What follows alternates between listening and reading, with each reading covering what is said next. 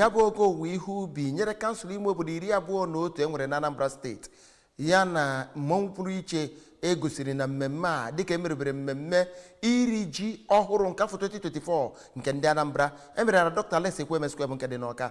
Chukwuemeka Modelim mere ka amata na ya bụ mmemme iri ji a na egosiri mmọnwụ na ngosi omenala dị iche iche ndị nnọchiteanya si ebe dị iche iche na kansụl 21 enwere na steeti a bụ ndị bịara na ya bụ mmemme ngwa na ka o si wee gaa.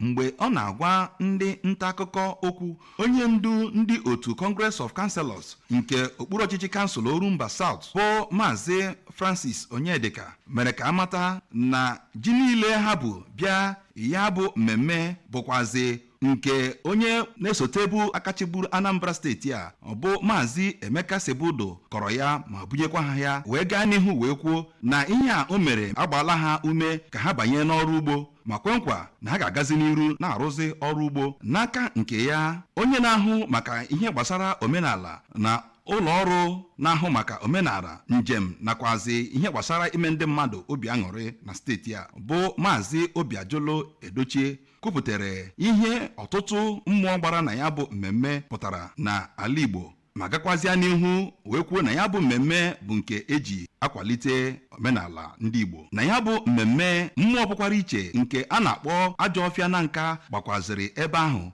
Onye du ya bụ mmụọ were bịa bụ Maazị Martin Nwanagwa mere ka amata na ya bụ mmụọ na-egosi udo. Ọ bụkwazi mmụọ na-agba mgbe na Nka na-eri ji ọhụrụ ya nakwazi ebe ndị nze na ọzọ na Nka na-eme mmemme. N'Ọka, abụ m Chukwuemeka Modelim.